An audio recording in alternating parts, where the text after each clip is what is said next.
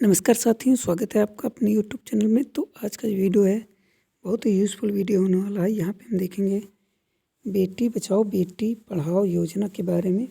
यह चर्चा में क्यों है? आपको पता है इसको शॉर्ट फॉर्म में BBBP कहते हैं। ठीक है, इसके 6 वर्ष पूरे हो चुके हैं, इसीलिए यह चर्चा में है। देखते हैं चर्चा में क्यों है। हाल ही में 2015 में लॉन्च हुई बेटी बचाओ बेटी पढ़ाओ, जिसे कहते हैं BBP योजना के 6 वर्ष पूर्ण हो गए। राष्ट्रीय बालिका दिवस 24 जनवरी के अवसर पर BBBP योजना के अब तक के प्रदर्शन पर चर्चा की गई है। 24 जनवरी को चर्चा हुई है इस पर। राष्ट्रीय बालिका दिवस की शुरुआत 2008 में महिला एवं बाल विकास मंत्रालय द्वारा की गई थी।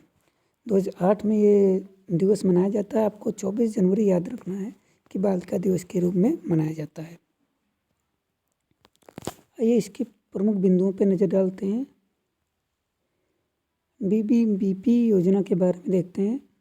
मुख्य उद्देश्य है लिंग आधारित चयन पर रोकथाम, बालिकाओं के अस्तित्व और सुरक्षा को सुनिश्चित करना, बालिकाओं के लिए शिक्षा की उचित व्यवस्था और उनकी भागीदारी सुनिश्चित करना, बालिकाओं के अधिकारों की रक्षा करना। अब देखते हैं कि क्या ये अभियान जो था या योजना थी क्या सफल रही कुछ हद तक।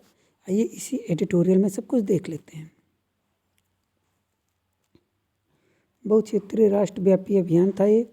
BBBP एक राष्ट्रीय अभियान है जो सभी राज्यों केंद्र शासित प्रदेशों को कवर करते हुए बाल लिंग अनुपात, जिसे चाइल्ड सेक्स रेशियो कहते हैं, हेतु 600 जिलों के में मल्टी सेक्टोरल एक्शन पर केंद्रित है।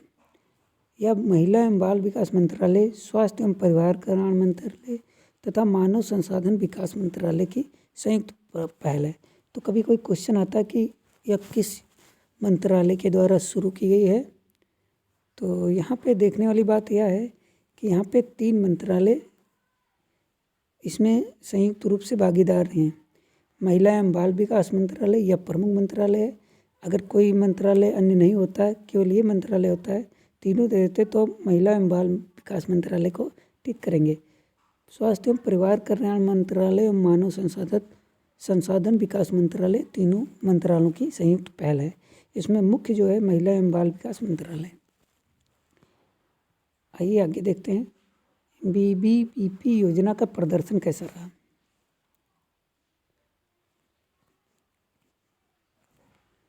यहाँ बात करें अगर जन्म के समय लिंग अनुपात, स्वास्थ्य प्रबंधन सूचना प्रणाली हेल्थ मैनेजमेंट इंफॉर्मेशन सिस्टम से प्राप्त आंकड़ों के अनुसार 2014-15 में जन्म के समय लिंग अनुपात 918 था, जो 2019-20 में 16 अंकों के सुधार के साथ 934 हो गया।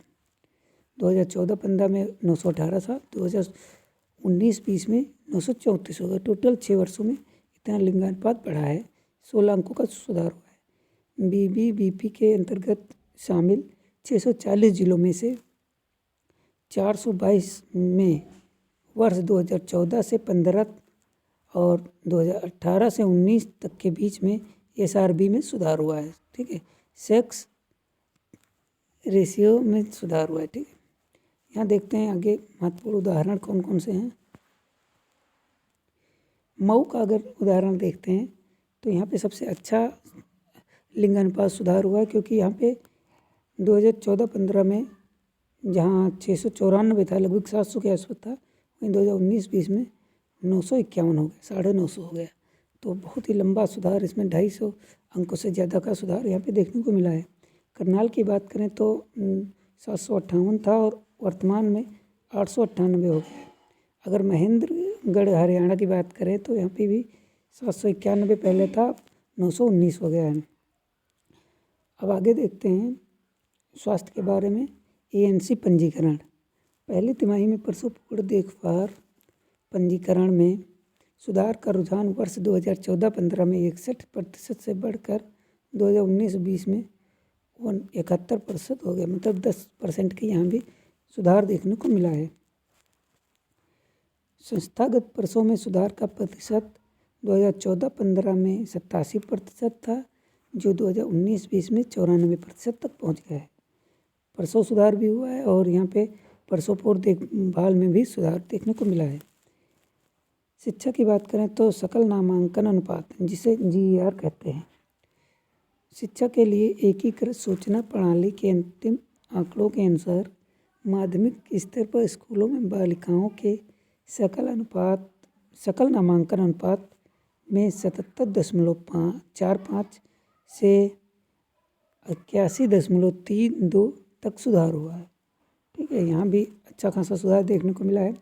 महिलाओं के लिए शौचालय, बालिकाओं के लिए अलग शौचालय वाले स्कूलों का प्रतिशत 2014-15 में जहाँ 92.1 था, वहीं 2018-19 में 95.1 हो गया। 3% का यहाँ भी सुधार देखने को मिला है। सोच में परिवर्तन, इसे देखते हैं।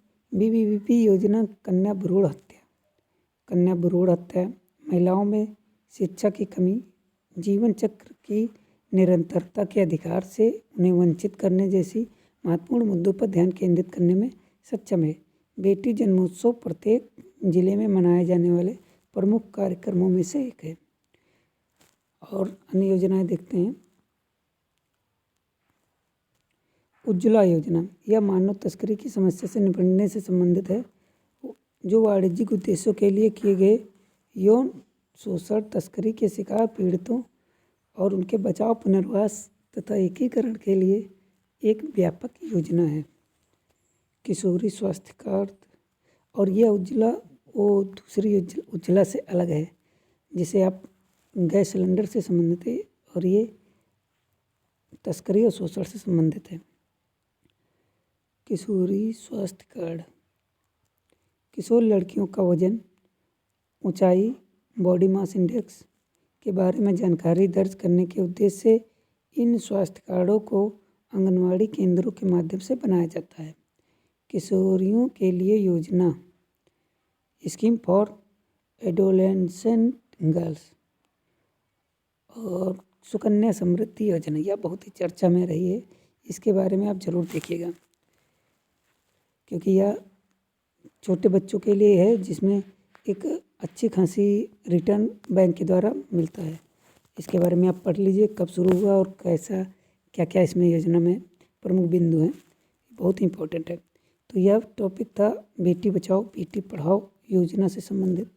यह चर्चा में था, इसीलिए मैंने इसको डिस्कस किया। अन्य कोई भी अगर आपको क्वेरी रहती है तो हमें कमेंट करें। नमस्कार।